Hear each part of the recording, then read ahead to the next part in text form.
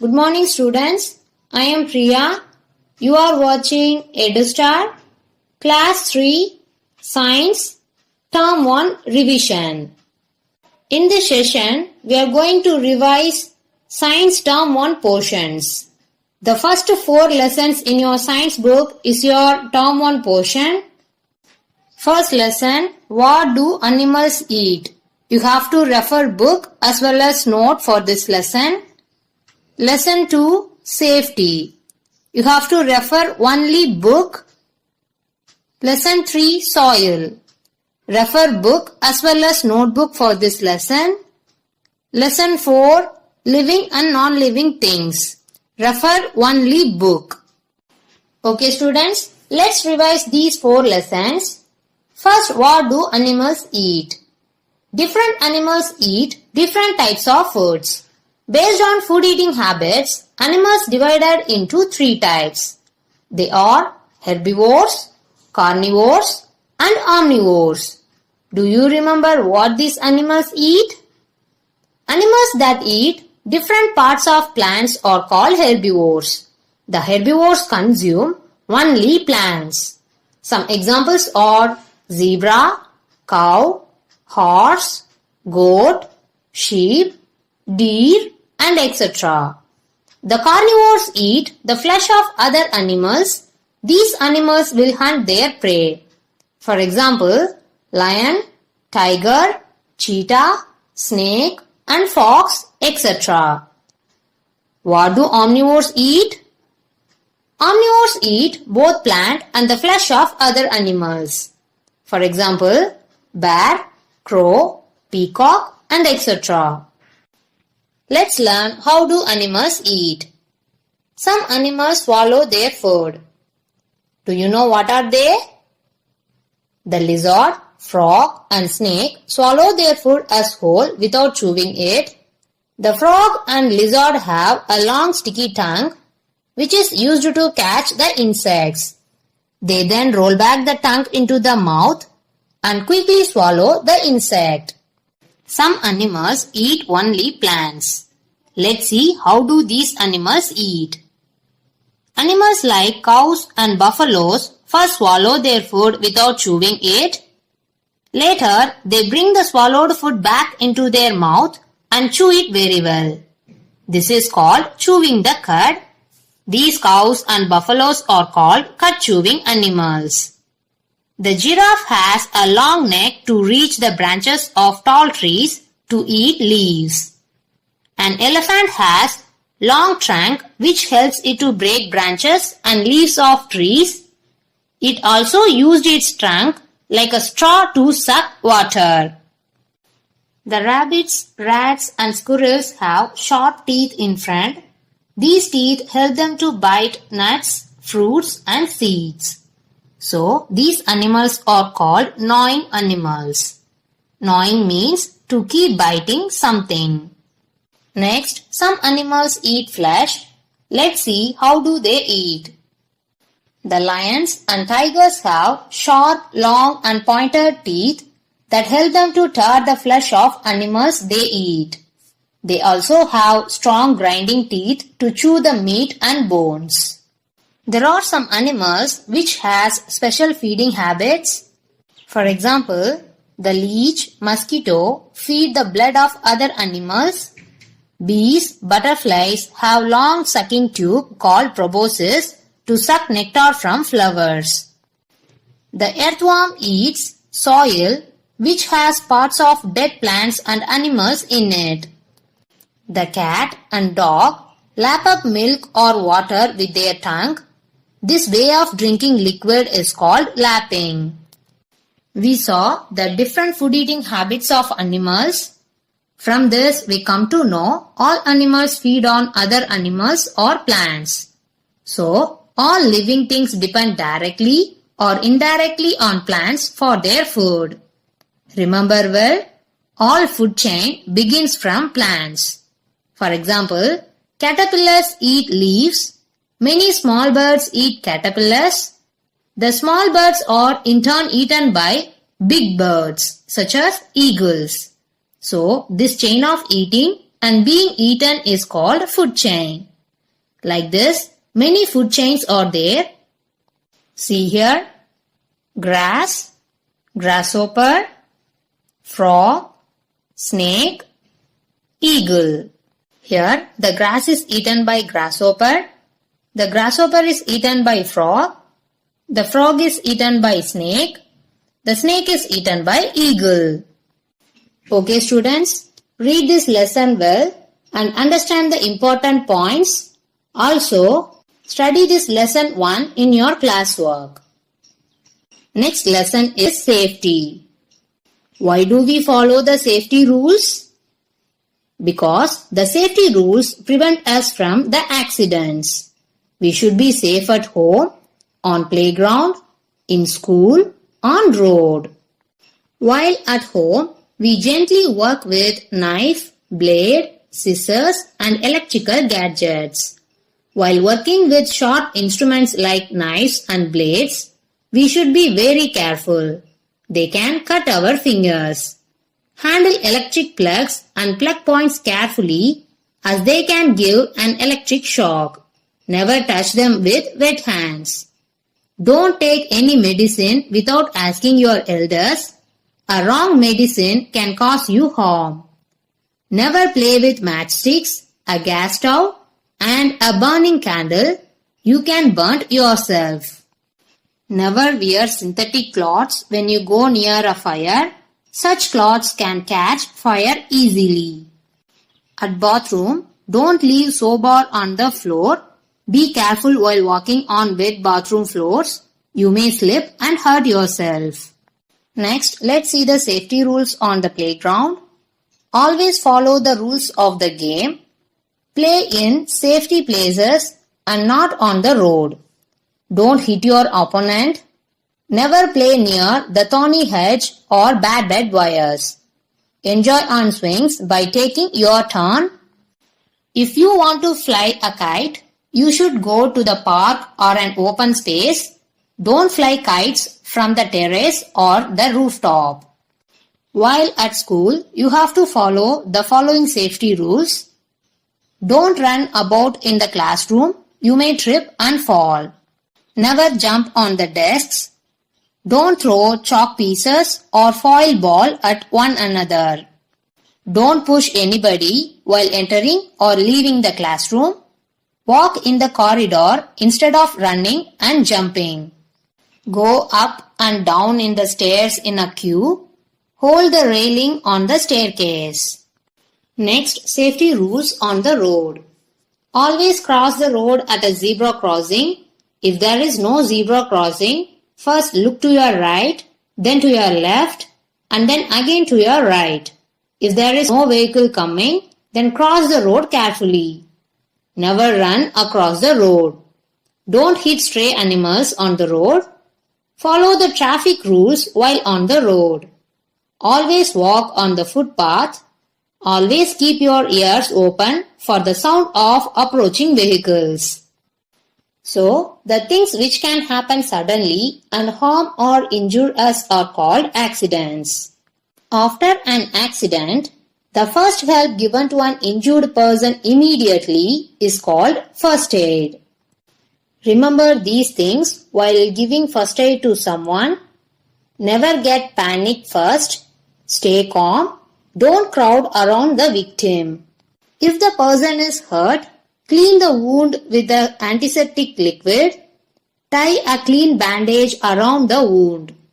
If the victim is badly hurt, take him to the nearest hospital and inform his family. Do you know what is antiseptic? A substance used to clean an injured area and prevent infections is called antiseptic. See these pictures.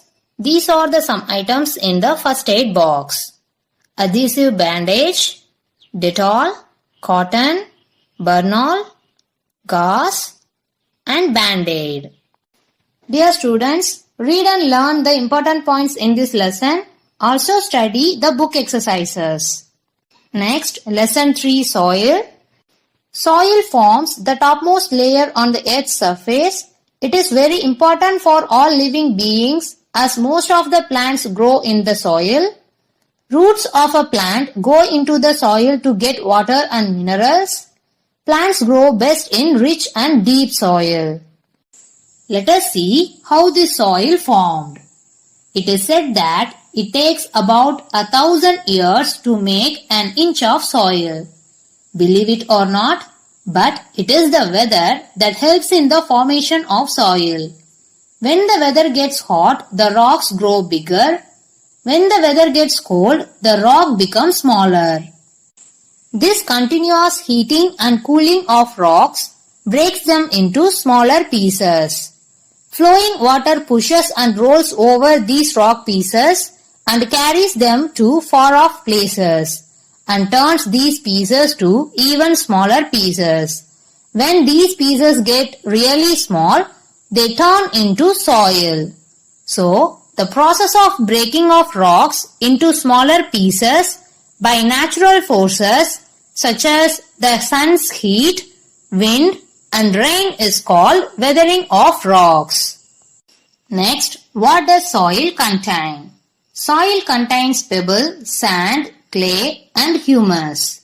Humus formed from the remains of dead plants and animals, which provides nutrients to the plants.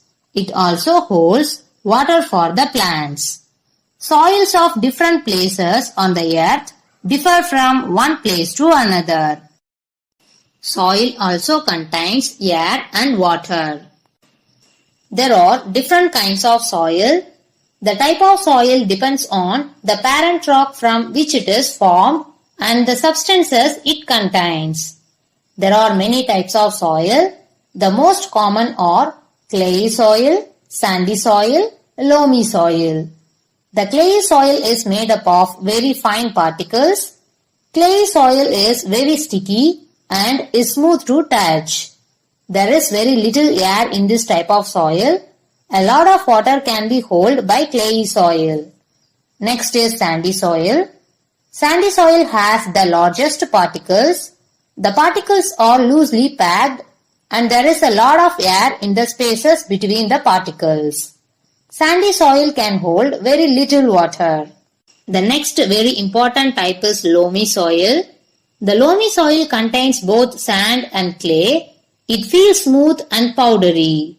When wet, it is smooth and non-sticky. It retains some water. It can hold lots of minerals and nutrients required by the plants to grow. Loam mixed with humus is good garden soil.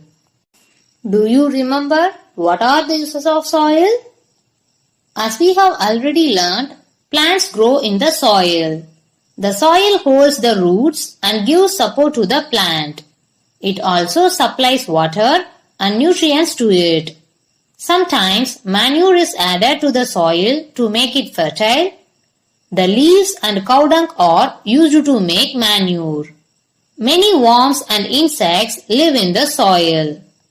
Snails, snakes, earthworms, ants, and beetles live in the soil. Not all the plants grow in the same type of soil.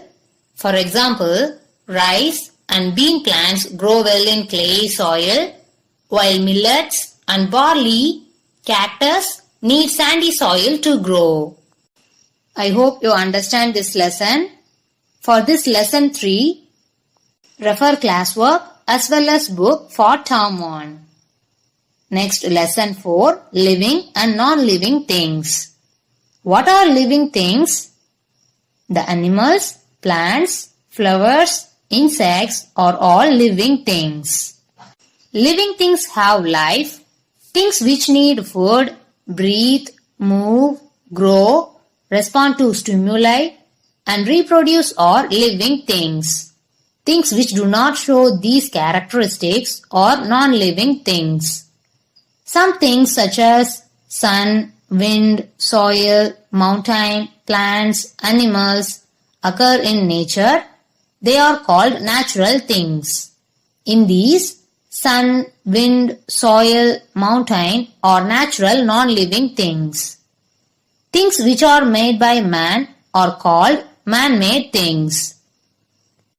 Now, let's go through the characteristics of living things one by one. First, living things move. The living things move on their own. Animals move from one place to another in search of food, water, and shelter.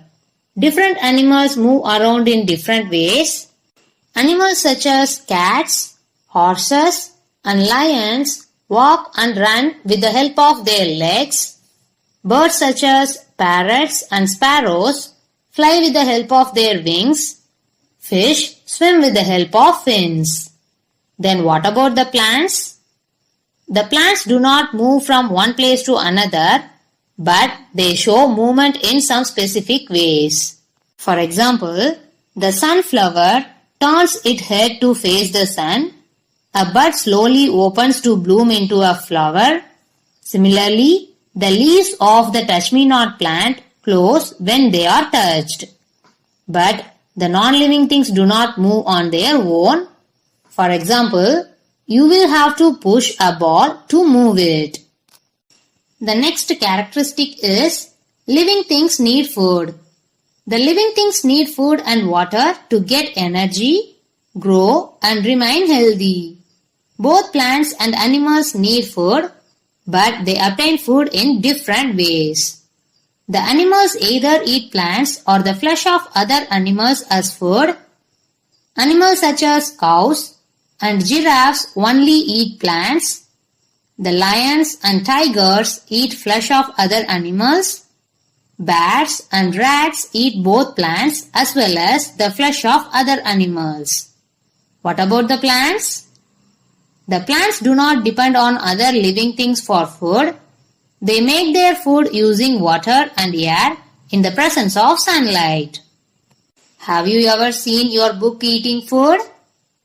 No, because non-living things do not need food. Next, living things grow. The living things become bigger in size over time. A child grows into an adult. A puppy grows into a dog. A cat grows into a kitten. A seed grows into a plant. A chick hatches out of an egg and then grows into a hen or a rooster. But the non-living things do not grow. The next characteristic of living things is breathe. All living things need air to breathe and live. We human beings breathe through our nose. Fish breathe through gills.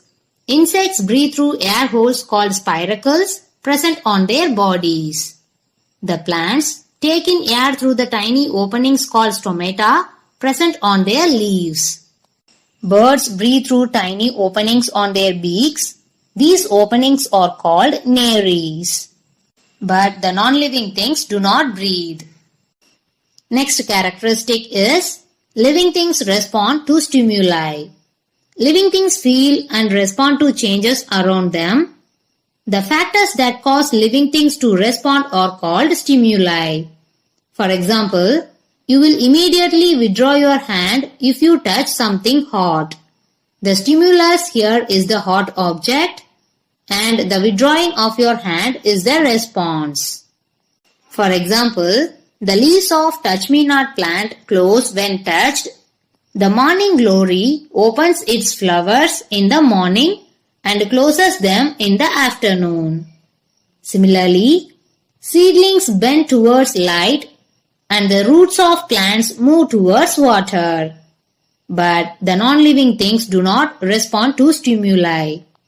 The next important characteristic is living things reproduce. The living things produce young ones. For example, humans have babies, cats produce kittens, and pigeons lay eggs. Plants also reproduce. Many plants make seeds, which can germinate and grow into new plants. So, reproduction is the process by which living beings produce babies, young animals, and new plants. The animals such as monkeys, lions, and rabbits give birth to babies, and most insects, birds, snakes, and fish lay eggs. Plants mostly grow from seeds. Some plants that grow from seeds are mango, apple, and beans. So, living organisms produce more organisms like themselves. This is known as reproduction. But non-living things do not reproduce. Okay students, refer only book for this lesson 4. I hope you got some idea about these 4 lessons. Dear students, read the book, understand the concepts and study well for Term 1 exam. Dear students, the Term 1 portions, timetable and model question papers are uploaded in our school app. Parents, kindly guide your ward to refer model question papers well. The same pattern we will follow for Term 1 exam. Children, write the Term 1 test in your test note. Use only pencil to write the test. Mention the page number. Write your roll number, name, class, subject and date in your test note. You have to leave one line between each and every lines you are writing.